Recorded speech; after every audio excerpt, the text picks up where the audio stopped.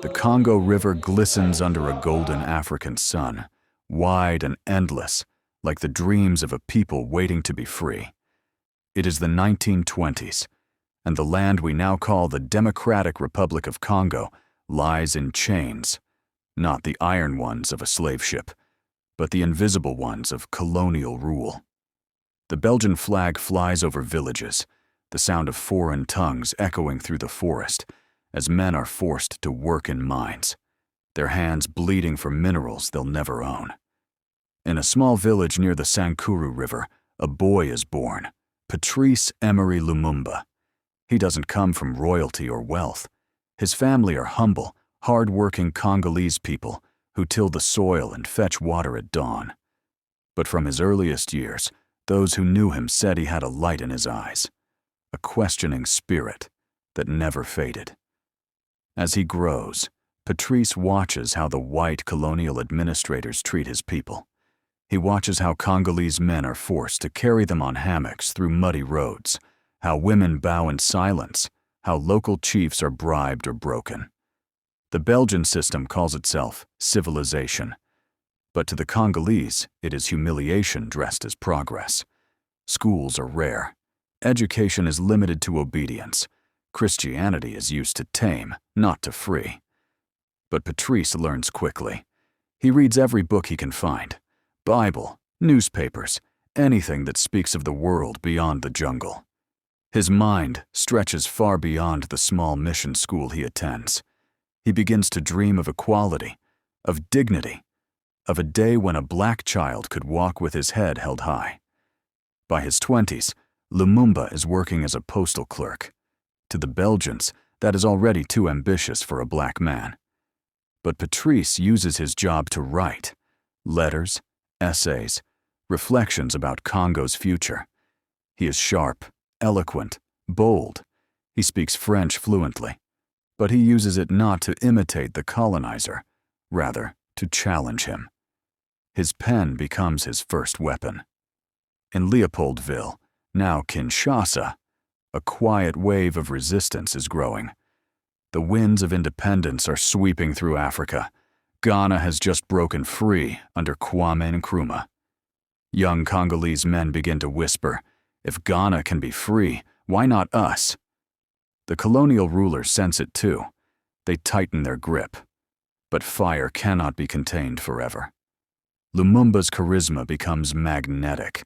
People gather around him after work just to listen to him speak. He doesn't shout, he reasons. He paints a picture of a Congo where no man is a servant in his own land. He speaks of unity between tribes, Luba, Congo, Mongo, and others. He insists that freedom without unity is just another form of slavery. By 1958, Lumumba attends the All-African People's Conference in Accra, Ghana. It's his first taste of a free African state. There, he meets leaders like Nkrumah and Sékou Touré. He feels the electric spirit of liberation, young leaders speaking without fear, Africans walking as masters of their own destiny. It changes him forever. He returns to Congo burning with purpose. The Belgian authorities sense the danger. They arrest him on flimsy charges, accusing him of embezzlement. But prison only strengthens his resolve. From his cell, he writes to his wife, Pauline, "My dear, history will have its say, not the false history written by the colonizer, but that which we will write ourselves." In 1959, the streets of Leopoldville erupt in protest. Thousands demand independence. Belgian police open fire. Dozens die. The world begins to watch. The colonizers, panicked by growing unrest, rush to promise gradual reform. But it's too late. The tide of freedom cannot be delayed. Lumumba becomes the voice of the people. His party, the Mouvement National Congolais, spreads like wildfire. His words, "The Congo for the Congolese," echo across the country. Tribes that once distrusted each other begin to unite under a single dream. But freedom is never granted easily. As independence nears, Belgium and the Western powers realize what Lumumba represents: not just independence, but true liberation, economic, political, and psychological. He wants Congo's wealth, its diamonds, uranium, copper, and gold, to serve its own people. For them, this is dangerous.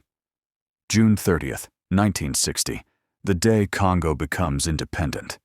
Leopoldville is decorated with flags and flowers. The Belgian king, Baudouin, arrives to give a speech glorifying Belgium's civilizing mission. The hall is filled with diplomats, ministers, and soldiers. Cameras roll. It's meant to be a day of triumph for Belgium's image. But then Lumumba stands up. Without warning, he begins to speak. Not from the prepared text, not from polite diplomacy, but from his heart. He looks the Belgian king in the eye and says, "We are no longer your monkeys. We are no longer your slaves. We have known humiliation, hunger, and forced labor.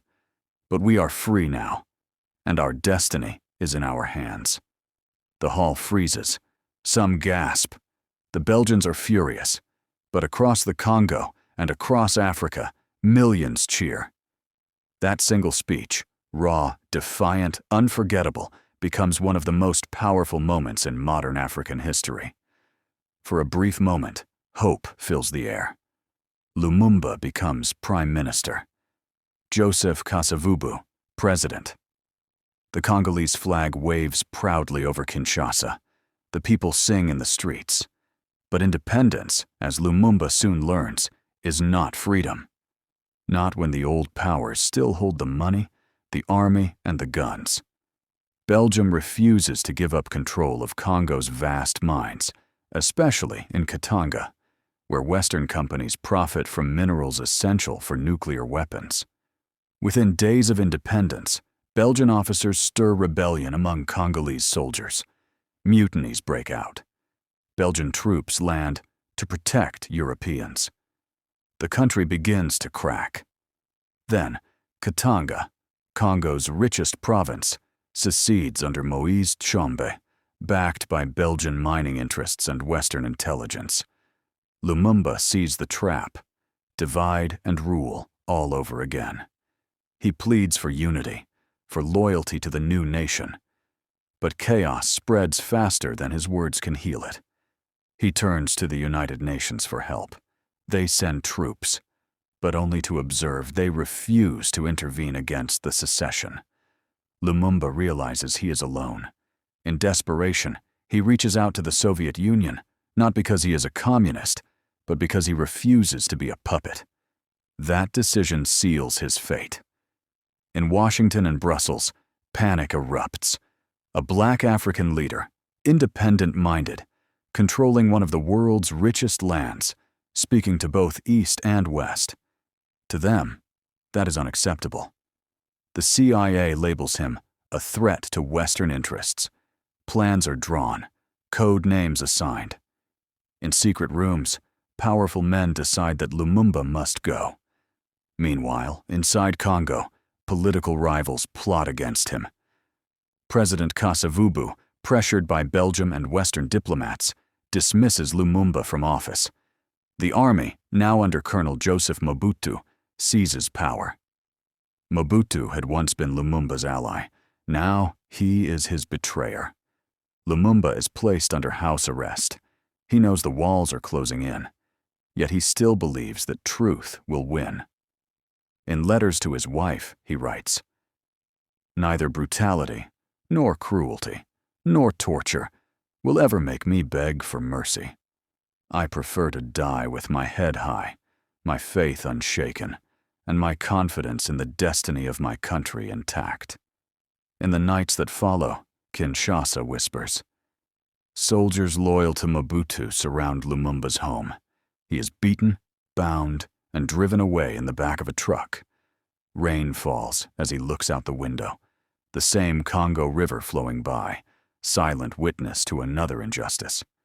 To the people, rumors spread like smoke. Lumumba has been captured. Some believe he'll be rescued. Others fear he will vanish, like so many heroes before him. The UN stands by, silent. The West watches. Orders come from faraway capitals. Lumumba is flown to Katanga, the land of his enemies. He's handed over to Tshombe's forces and to Belgian officers operating behind the scenes. It is January 17th, 1961. Night falls. They take him to a remote clearing. He's beaten again. A Belgian officer raises a pistol. Lumumba stands tall, battered but unbroken. His last words are not of hate, but of faith. In Congo, in Africa, in freedom. Shots ring out. His body is buried, then secretly exhumed, dismembered, and dissolved in acid. They try to erase every trace of him, but they fail. Because some men do not die, they become ideas. Across Africa, the news spreads like wildfire. Shock, rage, mourning. Nkrumah calls it a crime against humanity. Young revolutionaries whisper Lumumba's name like a prayer. In the Caribbean, in the Americas, in Europe, students march carrying his picture. And in Congo, though Mobutu rises and the West tightens its control, the spirit of Lumumba lives on. His dream of a united, independent, dignified Africa refuses to die. The night after Lumumba's murder, Katanga's air was unnaturally still. The forest seemed to hold its breath, as if even nature refused to bear witness to what had just occurred. Somewhere in a dimly lit hut, 3 bodies lay lifeless on the ground: Patrice Lumumba, Joseph Okito, and Maurice Mpolo. Men who only weeks earlier had led a young nation into the light were now discarded like shadows. The killers believed they had silenced a voice, erased a threat, restored control. But in reality, they had unleashed something far greater than they could ever contain.